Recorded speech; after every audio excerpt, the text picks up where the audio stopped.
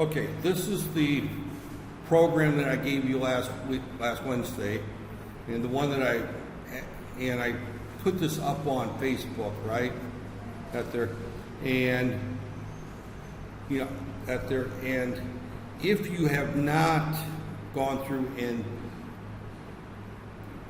pulled a robot, and just to remind you, the robots are in the ICO office. Just as you walk in the door, you'll see them in that little cabinet that they're.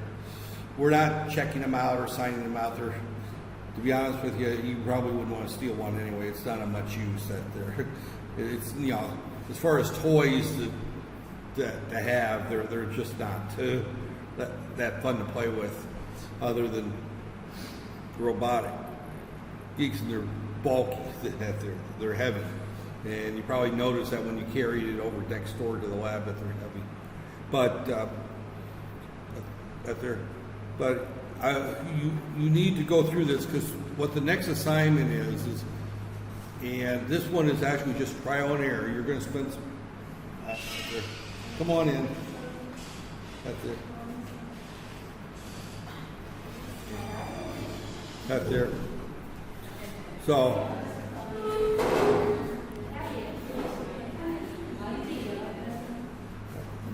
Actually, I was looking at the attendance for this class. When the session started, I had like 20 students, and I think there's like 40-some students listed in this class now. There's a lot of students in there, which I don't see them in here. That's there. So that's there. So that's going to be interesting when I start giving assignments, and this is going to go on the recording. When I do give the next assignment, and I give a due date, not showing up to class and not knowing the due date is not an acceptable excuse for being late. Last semester in the robotics class, I had someone try to submit all the assignments the last week of classes, you know, just before finals week, or actually he was submitting them, it was a he, so that there. He was submitting it during study week. He was trying to submit all the homework for the entire semester. That there. And his excuse was, well, I didn't know when the assignments were due because I didn't come to class. That there. And that is not an acceptable excuse for not turning in homework on time. It is not showing up to class. If anything, when you admit to not showing up to class for most of the semester, I should just automatically bar you from the final exam and flunk you right there. Not give you, give you an A for the course for submitting all the homework in late. And the other thing is interesting is, since he wasn't coming to class, how did he know how to do the homework unless someone told him who did it for him? So that there. So when I give the next assignment, there will be a due date attached to it, and that there. So your friends that opt not to come, because I see actually I think there's twice as many males in this class as females, but not in attendance. That there, and I see 14 people out of about 45. So that tells me that there's a lot of people not here, right there. So when I give the assignment there, and obviously if there's 40-something students and 10 robots or 15 I think there's 10 robots up there, might be more. I can't remember. Not there. We can't do them as groups, so they'll be done like we did last week. You know, you just go and pick one up, and you and your lab partner go in there and work on it up there. If you've got problems, either call me or text me or email me and ask me to show up at a certain time to help you out. So just kind of a quick review. The next assignment's going to be one that'll be assigned by Friday. It'll be posted up on Facebook. Actually, it'll be posted up on e-learning, and it may already be there from last session on e-learning. But don't do that one, because I'll probably make some changes to it right there. There. But the assignment basically is one where you're going to take the robot right here, and it's a very, very how do I want to say it, poorly defined problem. And when I say poorly defined problem, is the fact that I'm not really telling you what to do or how, or even how to do it. The assignment basically is you look at here, there's an object here. When you look at it this way, your goal is, here's our robot right here, is to go through, pick up this object, move it someplace else over here, and then set it back down cleanly, right there. And the size object that I recommended is something about the size of a woman's fingernail polish bottle, something like that. That there, it could be like a pill bottle or something of that size. I'm leaving it to you to pick out what you want to pick up, and the whole goal is for you to see how difficult it is to program this thing to pick up an object without a training tool, a joystick or something like that, because you'll find that it's very difficult. You're going to spend some hours fighting for that there. So the term I'm going to use is deliverable. What you have to turn in for this project is you'll be doing this in a group of, I'm going to say at most 3, right there. So you can work with a group of 3 there, and then you will submit your M code, and then you also submit a short video that you shoot with your phone of it working right there. So keep in mind when you do the video on your phone, you just want to show it, pick up the object, move it, and set it back down right there, because your phone file is going to get huge after a while, and uploading that up to the e-learning is just too large. You want to keep your video down to like 10 seconds, 15 seconds right there. So that there. Last time people tried to show a story where it does this, does that, and explains, just a short little video, and then in your lab report you can tell the story out there. But there's not a lot of story.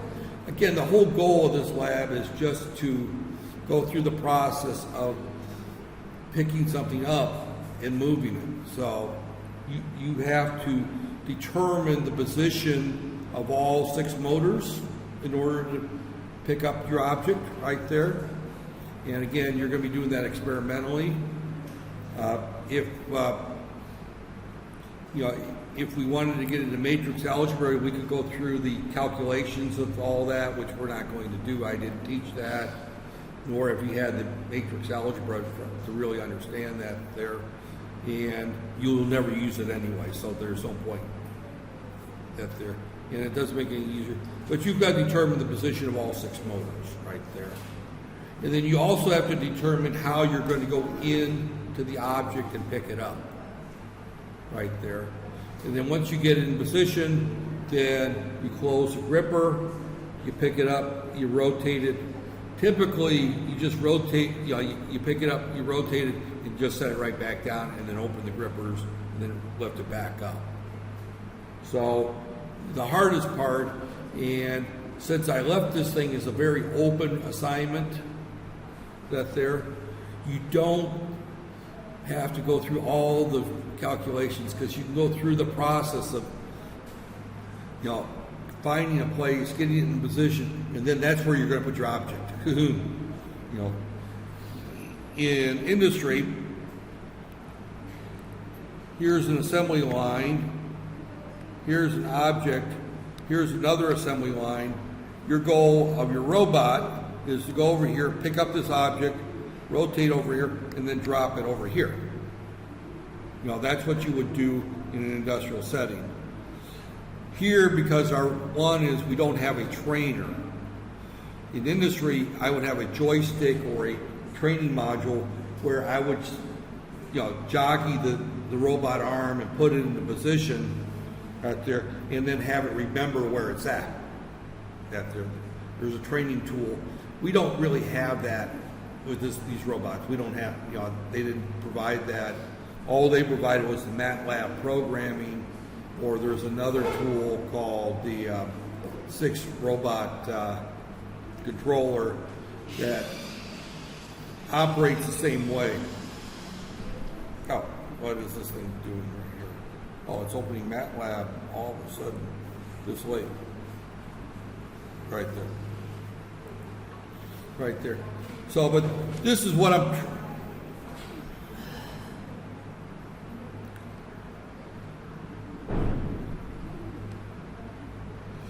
But this is what I'm trying to simulate with this particular assignment, is that we've got an object over here on an assembly line, which just happens to be someplace on the platform of our robot. And we want to just move it over here. And we want to do that repeatedly. In other words, we want to do one after another. So this thing would go into a loop that there. What you're going to find, to be honest though, is that these robots aren't very repeatable. And one of the terms that you need to understand with robots, and it'll be on the final exam, is the concept of repeatability. And repeatability is what robots do better than humans.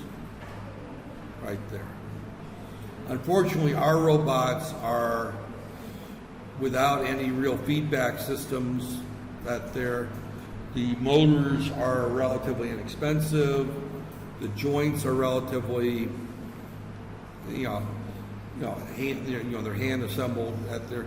So as a result, one time the robot will pick up here, the next time it'll pick up here, the next time it'll pick up here, right there.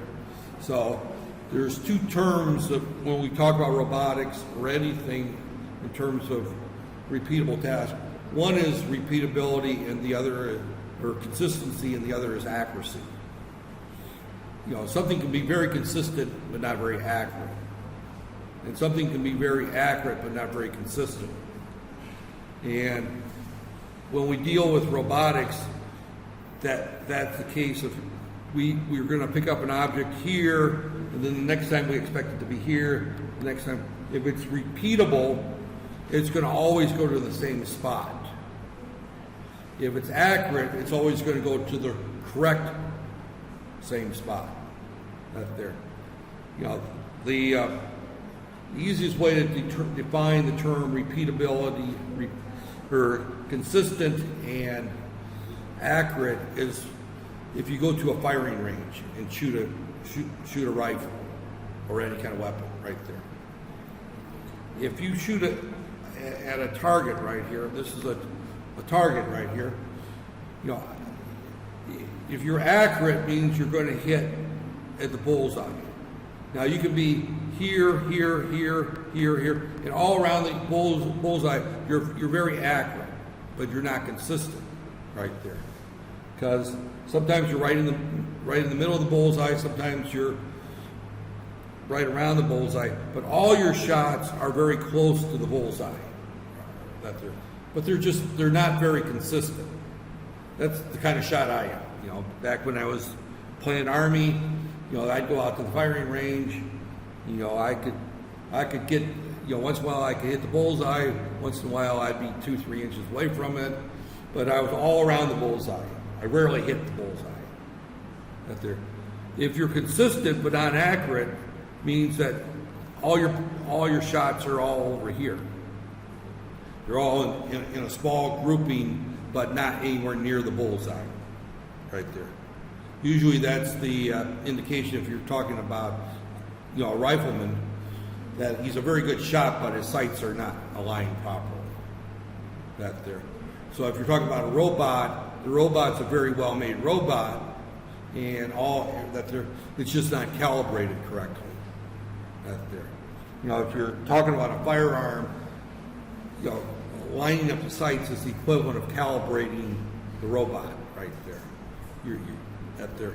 So what you'll find is these particular robots are not very consistent, nor are they very accurate. That there. So that's why you're going to get to work 2 or 3 times, and then what you'll end up doing is you're going to end up moving the object over to where you see the hand coming down to get your video. That there. You'll get to work perfectly right the first time. The The second time it might work. The third time it's probably going to knock it over. The fourth time it's going to be way off. And that's because as you use the robot, it's going to get further and further out of calibration. So that's there. Now this is going to be a graded lab right there. So when I say it's a graded lab, means that you're going to be turning this lab in as an individual lab report right there, and I'm going to be putting a grade on this lab.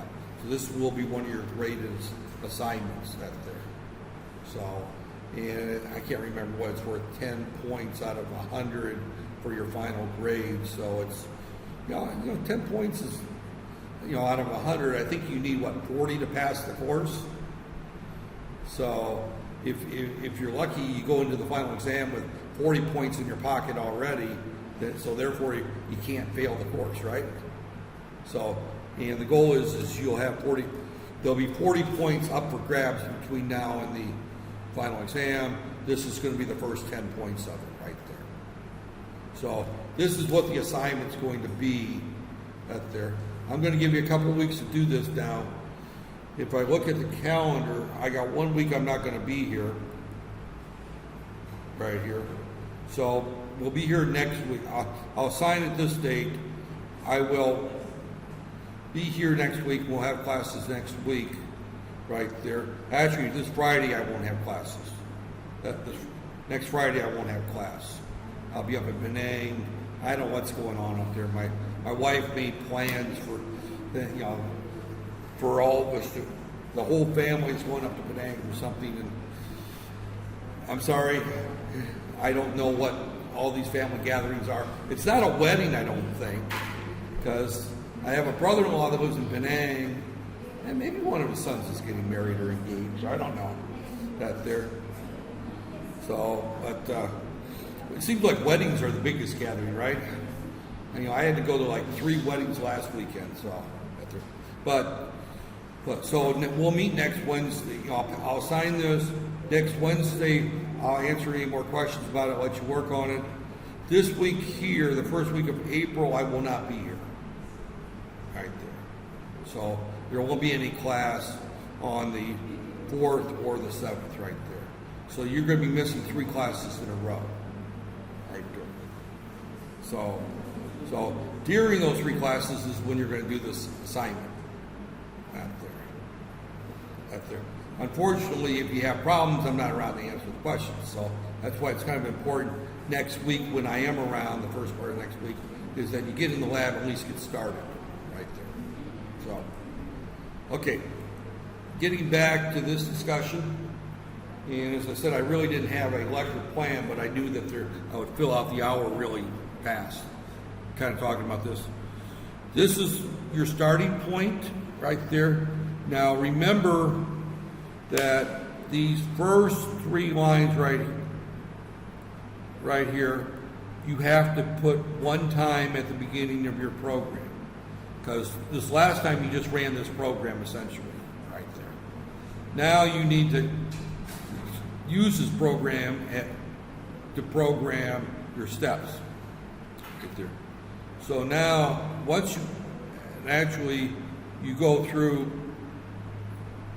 this first part right there is what you need to have at the beginning of your M file as far as controlling your robot. You open the COM port. Remember, you may have to go through and change it from COM 3 to COM 4 or I even seen 49 or something, things like that. But you need to, those who played with this, what COM port was it on in that room? Do you remember what COM port it was on?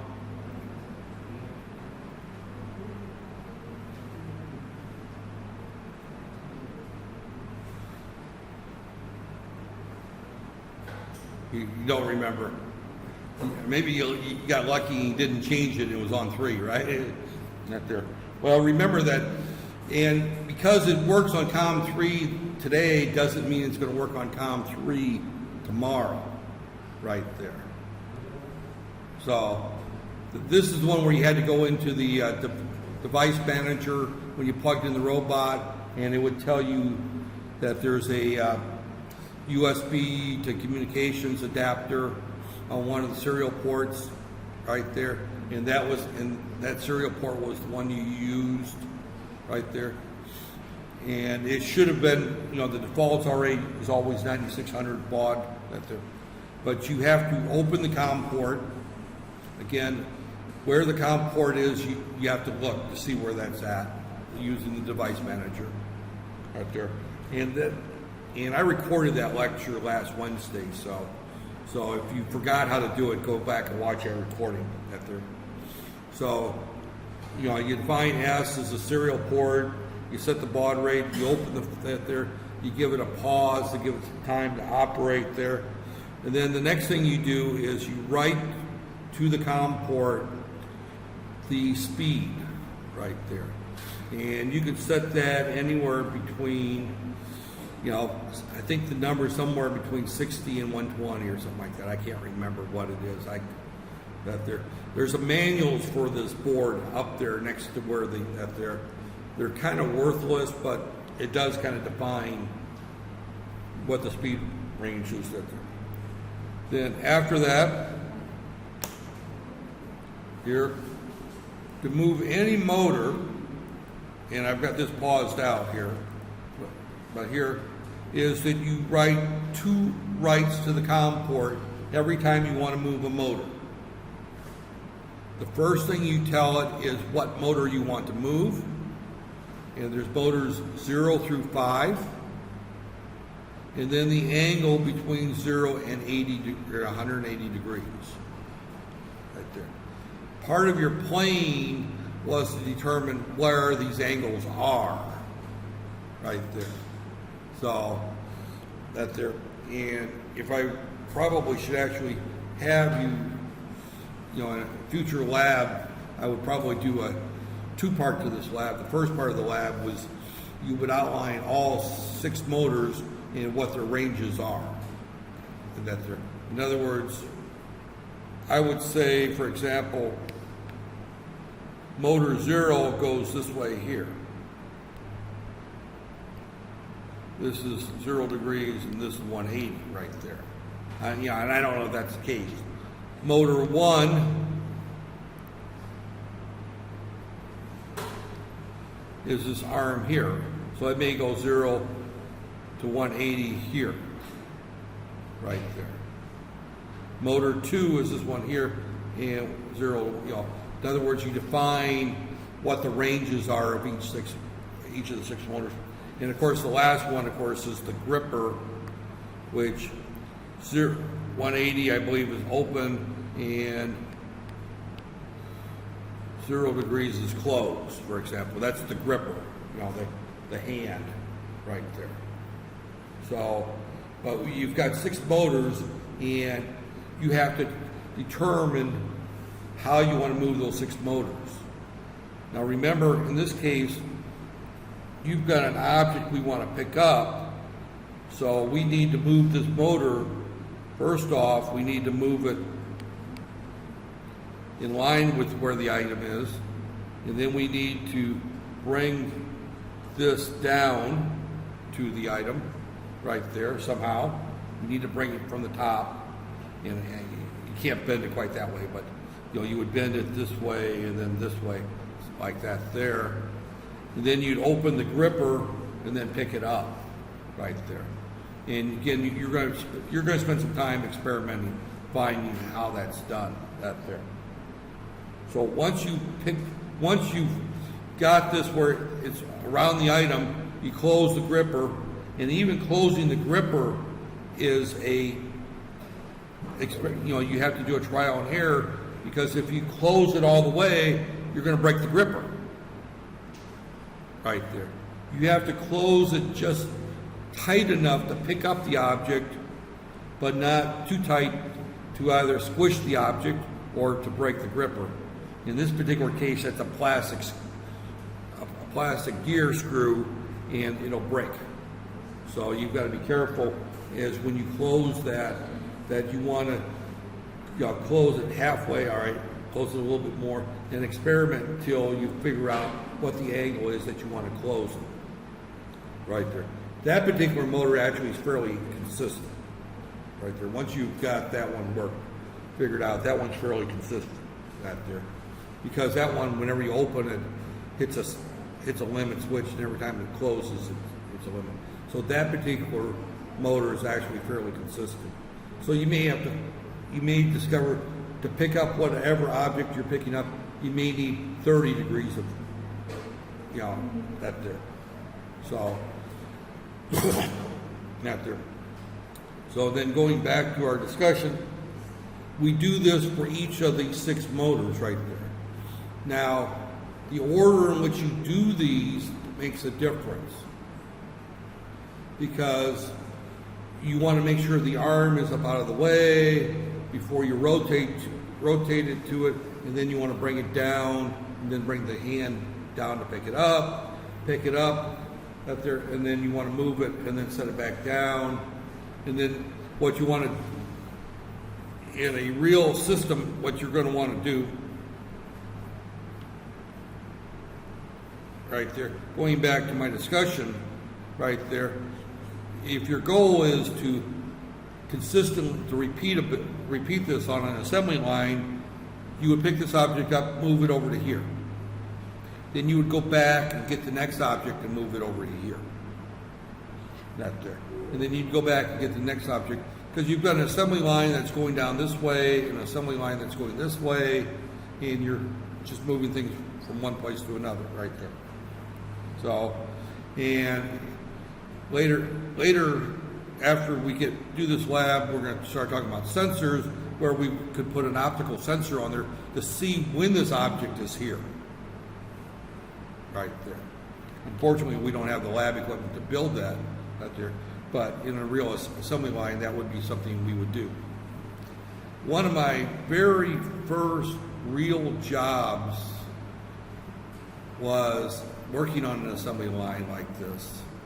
In this particular case, I didn't have an assembly line. I didn't have something like this. I had a cart filled with magnetic speaker cores, and my job was, and they weren't magnetized yet, so I could pick them up without that there. But my job was to pick up these speaker cores and set them on speaker cones as they went by me on an assembly line. That there. The most exciting 4 hours of my life. That's how long I lasted on that job. That there. I'm not proud to admit that my shortest duration of any job was 4 hours, and that was at the speaker factory making that there. Because my job was literally picking up magnetic cores and placing them on speakers on the assembly line, picking up the next magnetic core, placing it on a speaker up there. Obviously, that job was replaced by a robot later on up there. But this was 1972, so it was 1972, 1973, somewhere in that area up there. So, robots were still relatively new in the speaker business right there. So, up there. But again, it's that type of job that robots are good for. Up there. The robot wouldn't quit wouldn't go to lunch and not come back. Up there. That was how exciting that job was. Up there. I've had some very interesting jobs in my late teens. Before I joined the military, then went to college. Out there. So I think I'm going to kind of wind up here at this point. That there, I kind of rambled today a little bit out there, but again, you have an idea. You can start thinking about. Look for between now and Friday. I will post the assignment up there. Out there, and then Friday I'll probably spend a few minutes talking about what the report is, and then I'm just going to turn you loose. Next Wednesday, I plan on having a meeting just to answer questions, because I'm going to give you until after I get back from Bali to work on, this here. So I'm going to set a tentative due date, and when I say a tentative due date,